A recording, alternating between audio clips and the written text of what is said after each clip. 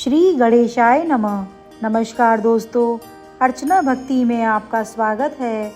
दोस्तों, आज हम आपके लिए रवि प्रदोष व्रत कथा को कहेंगे। रविवार के दिन यह व्रत आने के कारण इसे रवि प्रदोष व्रत कहा जाता है। प्रदोष व्रत हर महीने के दोनों पक्षों की त्रयोदशी तिथि को रखा जाता है। इस समय सर्व प्राणियों के हितार्थ परम पावन भागीरथी के तट पर ऋषि समाज द्वारा विशाल गोष्ठी का आयोजन किया गया। इस सभा में व्यास जी के परम शिष्य पुराण वेत्ता सूत जी महाराज हरि कीर्तन करते हुए पधारे। सूत जी को आते हुए देखकर शौनकादि 88,000 ऋषियों मुनियों ने खड़े होकर दंडवत प्रणाम किया। महाज्ञानी सूत जी ने भक्ति भाव से ऋषियों को हृदय से लगाया तथा आशीर्वाद दिया। विद्वान ऋषिगण और सब शिष्य आसनों पर विराजमान हो गए।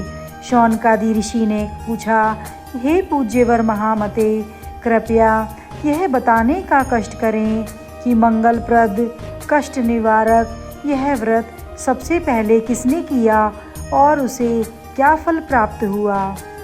श्री सूत जी बोले, आप सभी शिव के परम भक्त हैं। आपकी भक्ति को देखकर मैं व्रती मनुष्यों की कथा कहता हूँ, ध्यान से सुनो।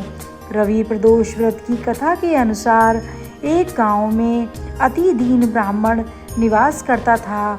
उसकी साध्वी स्त्री प्रदोष व्रत किया करती थी। उसे एक ही पुत्र रत्न था।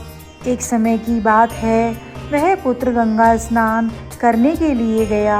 दुर्भाग्यवश मार्ग में चोरों ने उसे घेर लिया और वे कहने लगे कि हम तुम्हें मारेंगे नहीं, तुम अपने पिता के गुप्त धन के बारे में हमें बतला दो। बालक दीन भाव से कहने लगा कि बंधुओं, हम अत्यंत दुखी दीन हैं, हमारे पास धन कहाँ है। तब चोरों ने कहा कि तेरे इस पोटली में क्या बंधा है। बालक ने निसंकोच कहा कि मेरी माँ ने मेरे लिए रोटियां दी हैं। यह सुनकर चोरों ने अपने साथियों से कहा कि साथियों, यह बहुत ही दीन दुखी मनुष्य है, अतः हम किसी और को लूटेंगे। इतना कहकर चोरों ने उस बालक को जाने दिया। बालक वहाँ से चलते हुए एक नगर में पहुँचा।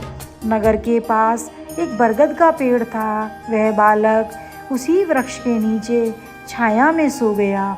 उसी समय उस नगर के सिपाही चोरों को खोजते हुए उस बरगद के वृक्ष के पास पहुँचे और बालक को चोर समझकर बंदी बना राजा के पास ले गए। राजा ने उसे कारावास में बंद करने का आदेश दिया। ब्रह्माणी का लड़का जब घर नहीं लौटा तब उसे अपने पुत्र की बड़ी चिंता हुई।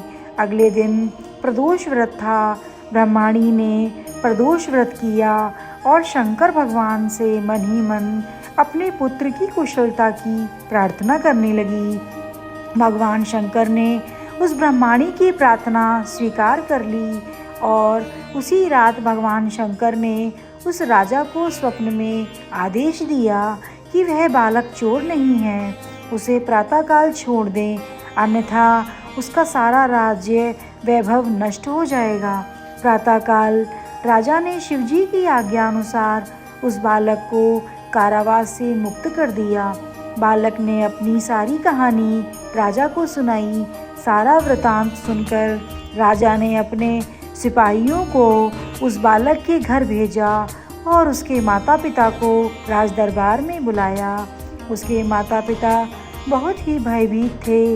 राजा ने उन्हें भयभीत देखकर कहा कि आप भयभीत ना हो, आपका बालक निर्दोष है। राजा ने ब्राह्मणों को 5 गांव दान दिए जिससे कि वे सुखपूर्वक अपना जीवन व्यतीत कर सकें। भगवान शिव की कृपा से ब्राह्मण परिवार आनंद से रहने लगा। अतः जो मनुष्य रवि प्रदोष व्रत को करता है वह सुखपूर्वक और निरोगी होकर अपना पूर्ण जीवन व्यतीत करता है तथा उसमें जीवन में खुशहाली आती है।